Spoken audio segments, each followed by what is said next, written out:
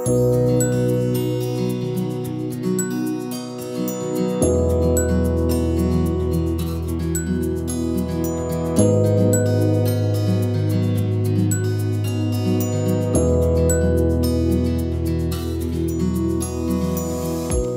en welkom. So in die adventseisoen waarop ons harte opnuut voorberei vir die koms van Jesus na ons wêreld en in ons lewe, sien ons hoe Herodes en Maria twee uiteenlopende reaksies gehad het oor die nuus van Jesus se geboorte. Herodes, die van vrees. Maria, oorgawe en vreugde.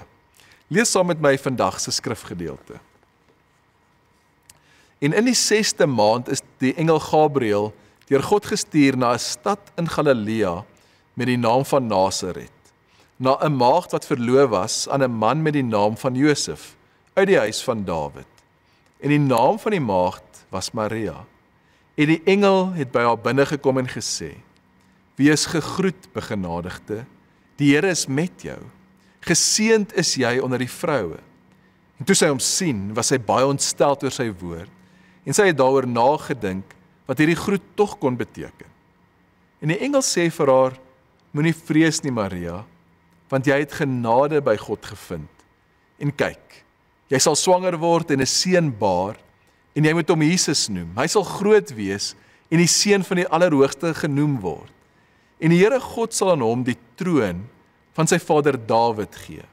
En hy sal koning wees oor die huis van Jakob tot in ewigheid, en aan sy koninkryk sal daar geen einde wees nie. Toe sê Maria vir die engel: Hoe kan dit wees, aangesien ek geen man het nie? En die engel antwoord haar en sê: Die Heilige Gees sal oor jou kom, en die krag van die Allerhoogste sal jou oorskadu.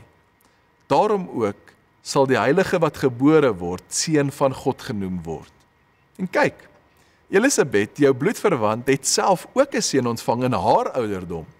En hierdie maand is die 6de vir haar wat onvrugbaar genoem is, want geen ding sal by God onmoontlik wees nie. En Maria sê: Hier is die diensmaagd van die Here.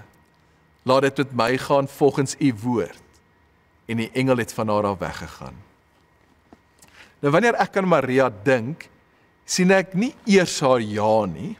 Ek sien haar eerste reaksie: sy skrik. Sy is ontsteld, want sy probeer sin maak van iets wat groter is as haar begrip. En dis vir my een van die mooiste menslike dele van haar storie. Want dit wys, ware geloof begin nie by sekerheid nie. Dit begin by eerlike menswees. Maria wys vir ons dat haar vrees, verwarring, vra nie in die pad staan van wat die Here wil doen nie. En dit is dikwels presies daar waar God werk, hier in die tussenstasies van die lewe. En ons leef dikwels in hierdie spasie, tussen vrees, tussen vreugde. Daardie plek waar jy nie heeltemal seker is wat God wil doen, of wat hy besig is om te doen nie, maar waar jy weet dis 'n uitnodiging. Maar dalk voel jy nog nie gereed nie. So Maria se eerste impuls was nie oorwinning nie. Sy's baie menslik, sy skrik, sy dink, sy vra, en dit is goed. Want God wag nie dat sy eers haar emosies uitgesorteer het voordat hy praat nie. Hy ontmoet daar binne-in haar onsekerheid. God vereis nie dat ons reg moet voel voordat jy hom kan volg nie. Maria se vraag, hoe kan dit wees, is nie 'n teken van ongeloof nie. Dis dit 'n teken dat sy God se woorde ernstig opneem. Sy probeer verstaan en sy wil ja sê, en daarom bring sy haar volle menswees na God toe. Nou ek het al baie mense beleef wat terugdeins wanneer hulle twyfel het. Hulle dink, hulle vra, diskwalifiseer hulle. Hulle dink God is dalk teleurgestel. Maar Maria, sy kom wys ons die teenoorgestelde. God neem jou vrae ernstig. Jou vrae is nie 'n hindernis nie, dis 'n beginpunt. So as jy vandag sou vra, Here, hoe werk dit? Hoe dra ek dit? Hoe leef ek hierdie roeping uit? Dan is jy nie ver van God nie. Jy is in dieselfde vertrek as Maria. So Maria se aanvanklike skrik en twyfel het natuurlik ook gekom van hoe sy na haarself gekyk het. Sy kyk na haarself en sy sien beperking. Sy sien ek's jonk, ek's gewoon, ek het nie kapasiteit nie. Maar dan gee die engel vir haar 'n nuwe perspektief. Hy sê die Here is met jou. Jy is genadig. God gaan dit doen.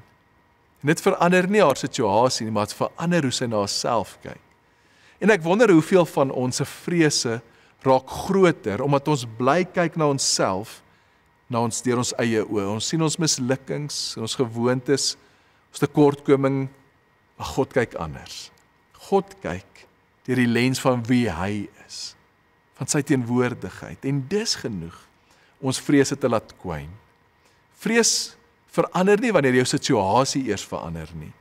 Vrees verander wanneer jy in God se oë kyk. En dis dan wanneer Maria se oorgawe en haar ja kom. Selfs wanneer sy nie alles verstaan nie, wanneer sy in geloof kan fluister. Laat dit met my gaan volgens u woord. En dis klein, dis broos, maar dis 'n opregte ja. Dis 'n soort ja wat nie perfek is nie, maar eg is. Dis 'n soort ja wat jy in jou hart voel, soos 'n diep asemhaling na 'n lang dag.